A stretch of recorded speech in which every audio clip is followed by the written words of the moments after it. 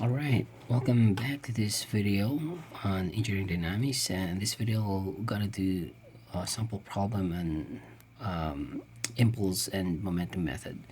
So for this problem, this one is taken on the book of Hibbler, and the problem says that the 50-pound crate is acted upon by a force having a variable magnitude P equals 20T. So the force is time dependent, or as a function of time, and the unit is in pounds, where T is in seconds. So the problems ask us to determine the crate's velocity 2 seconds after P has been applied.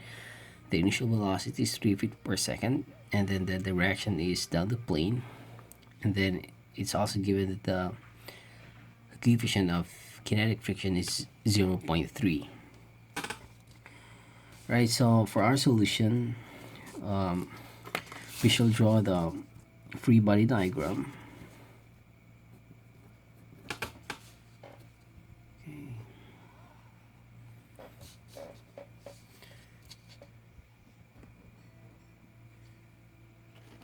Okay, so let's draw the free body diagram plus the KD. So this is what I usually draw just in one diagram, the kinetic diagram, or what we called in the previous section as the MAT, or the mass acceleration diagram. But actually the point here is just in this diagram you're just about to show the direction, like for example the initial points and then the final points, because here in the free body diagram it's just about the forces that's acting on your system. So let's draw it here.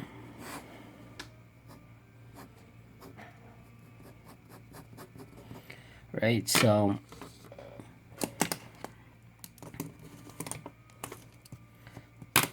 our force here, we have the force P, and then our weight,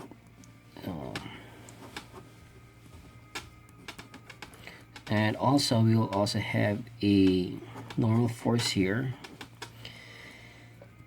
Right, so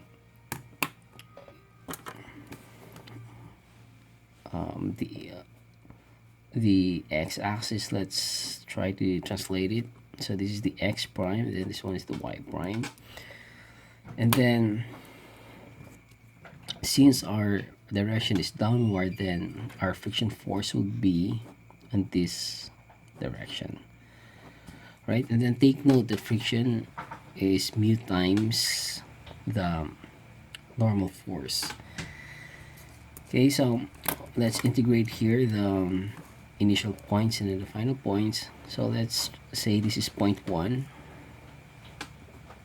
Right, so point 1, and then here after 2 seconds this is point 2.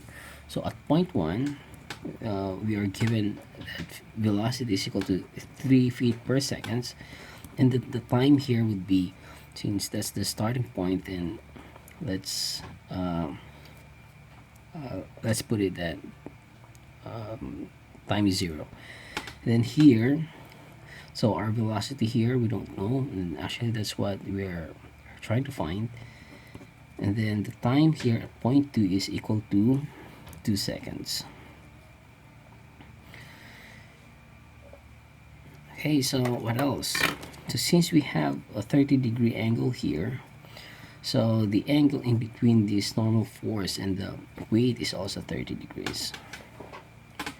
Okay, and then recall that our equation, working equation, would be summation forces is equal times the dt is equal to the change in our momentum.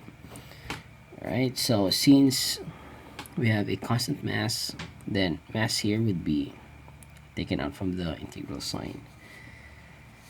Okay, so let's now solve the left hand side first. So for now let's solve this one, and then later on we'll solve the change in momentum. Okay, so solving for the impulse.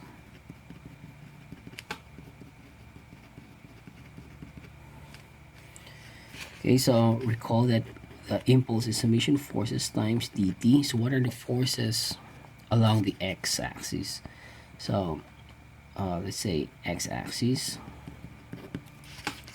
Okay, so the forces along the x-axis is, okay, the force P, and then we have the friction force, and as well the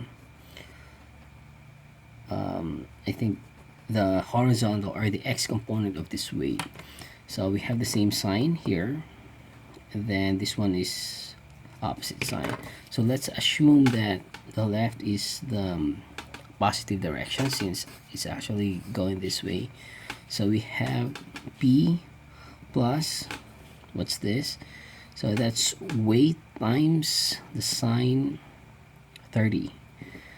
Okay, minus the friction force, right? So it's equal to the change in momentum. So we don't put 0 here because there's some value here actually. And by the way, all these terms here, they're multiplied by dt, so equals to something else.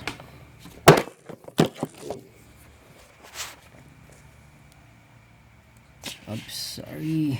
Okay, so let's substitute the value. So it's the value for P. We have 20t plus, what's the weight? So the weight is, okay, so let's assume this is the weight.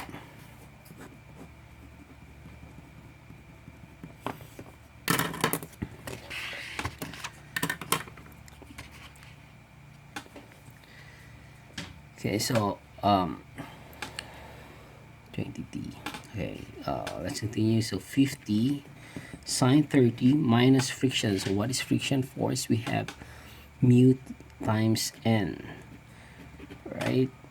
So what is mu? We have okay, let's just write again, plus 50 sine 30 minus 0.3. So what's the normal force? Oh, so the normal force is actually, you can take it if you try to summation of forces y. So this one, we can put summation of forces y is equal to 0 because there's no motion along the y direction.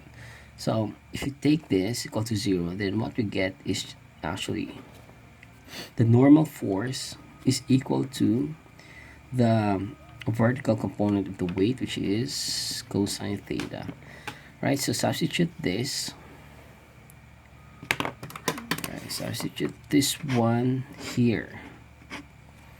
So we have this n over here, right? So 20t plus 50 sine 30 minus 0.3 times 50 cosine 30, right? So times dt. Okay, so if you do the math here, what you'll get is 20t plus 12 dt. So if we integrate that one from point 1 to point 2, we have the limit 0 to 2 seconds. So let's integrate this. 20t squared all over 2 plus 12t. Okay, everything evaluated from 0 to 2. So what we get is, if we substitute this 2 here and the variable t, what we get is 4t plus 24, so we get 64. Okay, so now let's do the right hand side. So this one, the momentum. So solving for the momentum.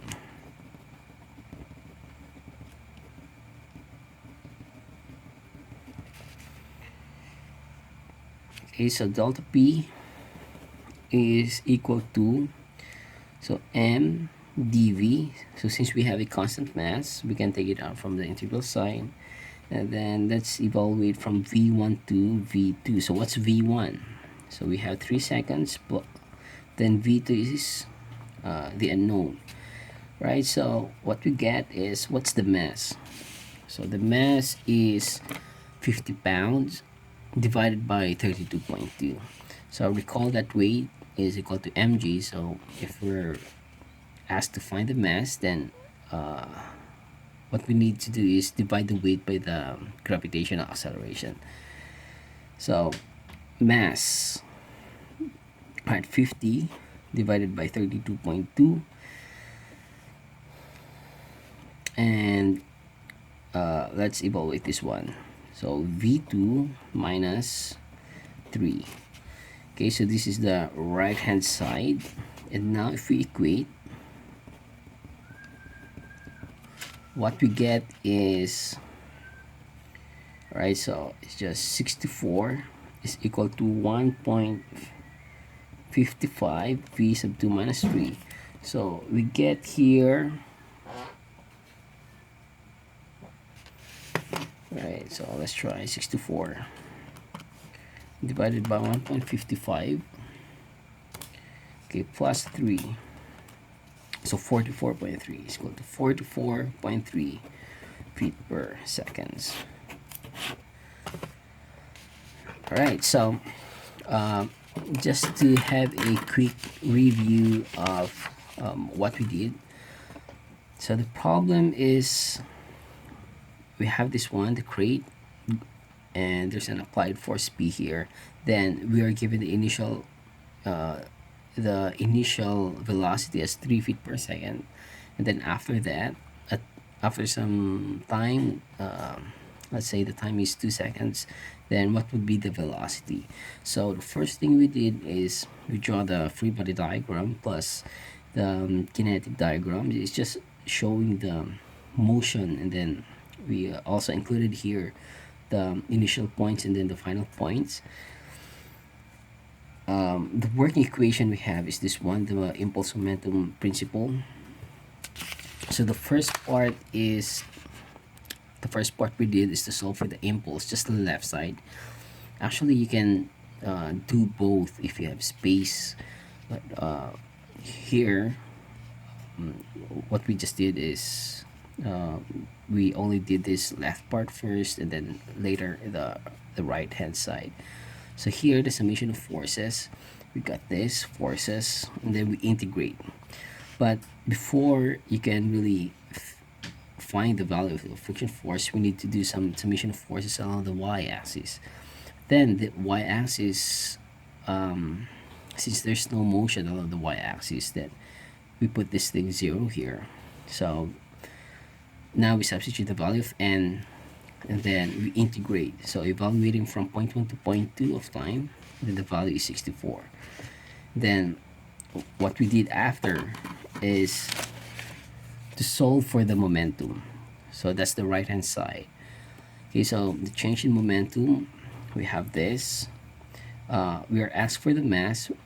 We're given a weight, so we have to divide that weight by the gravitational acceleration. So 32.2, it's because we're in English units. So we get a delta V here, V2 minus 3. So if we equate the impulse and then the change in momentum, then we can solve for the velocity. So that's 44.3. All right, so in the next video, we'll do another sample problem on the impulse and momentum method. See you in the next video.